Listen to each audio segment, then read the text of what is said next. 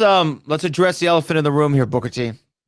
On Saturday, SummerSlam, great crowd, 50,000 strong. They promoted Sasha Banks versus Bianca Belair, the rematch from WrestleMania. I'm not exactly sure of the specifics, but Sasha Banks not able to compete. They made the announcement in the ring right as the match was supposed to happen. Carmella comes out. It looks like she's going to be the replacement. And then Becky Lynch's music hits. Becky Lynch comes out, throws Carmella out of the ring and says, "It's you and me, Bianca." And then the match goes 25 seconds. And Bianca Belair, after taking one move from Becky Lynch, loses her SmackDown Women's Championship that she won at WrestleMania. Now, I want to get your reaction to this, obviously.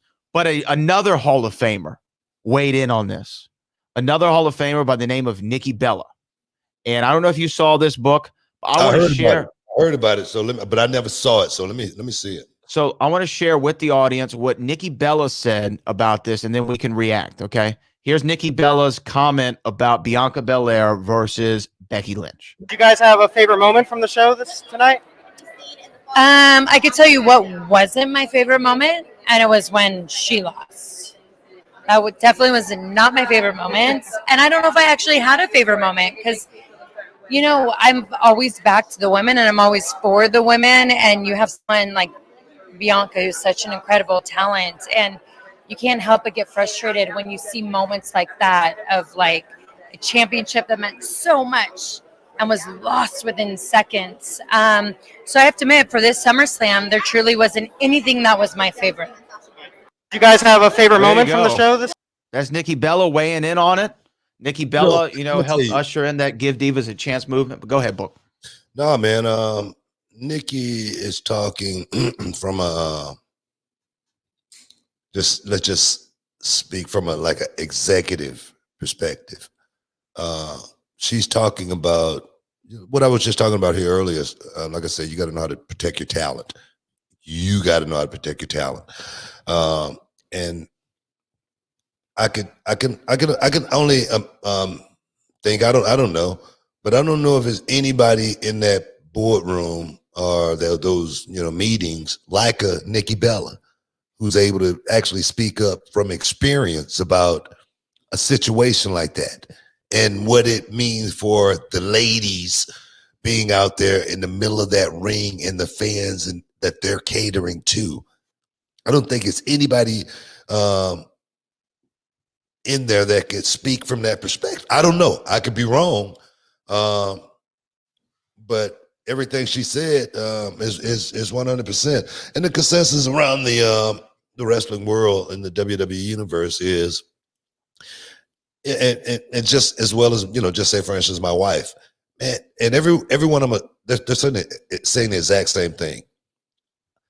I'm a Becky Lynch fan, but man, I didn't like that like it going down that way.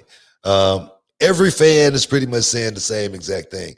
And for me, I'm not an insider. I don't know what's going on as far as why the matches turn out the way they do. If you guys notice, I always say, man, I'm not going to pick this match because I never know. I never know which way they're going to go on it or why they're going the routes that they go, So I'm just as in the dark and confused as everyone else. Let's just say that. Oh, look, and you know what? I'm in line with Nikki. I'm in line with Charmel, and I'm in line with everybody else. Love Becky Lynch. I thought her coming back, awesome moment. Oh, sensational moment, right? Great moment. But it was hard for me to see Bianca Belair, who with Sasha Banks, the first two black women to main event WrestleMania, right? I mean, that was a huge deal at the time. It's still a huge deal now. To lose the championship in that historic main event that she won the title from, to lose it in 25 seconds. There's no, in my opinion, you can make the argument maybe Becky wasn't ready to do a full match. Maybe this, maybe that, blah, blah, blah. Then don't do it. Well, I can't tell you the reason why or anything like that, but I don't know. You know how I am, Brad, as far as realism. Okay. and size, when I put matches together, if this guy's bigger, and when I look at that, when you look at a matchup like that, you go, okay, Becky's gonna be fighting uphill on this deal right here, and then something like that happens, it takes you out of the point to where your imagination is suspended there for a moment. And I always talk about suspending the imagination of the fan to try to make them feel like, they know what they paid for, but when they go see a Broadway play, when they go see Shakespeare, Romeo and Juliet, they still want to feel like they were actually, in that moment. At the end of the night, they still want to, say, bravo. And if it was good enough, they're going to say, man, encore, just so you can go out and do that curtain call and, give them the last final bow. All of that is real. So I'm just like all of the fans on this one. I'm gonna have to sit and watch how it play out. But like I said earlier, when you, just like I was talking about AEW earlier, I say when you got a company, you want to put your talent, or reality of wrestling, you want to put the talent in position to where everybody wins, because we're dealing with a limited amount of stars and talent.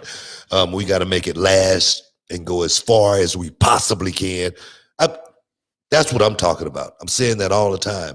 And I just think there again, when you miss a moment, just like we had just had a moment right there with that match right there, you may never get it back. They can't get it back. It's gone. It's gone forever.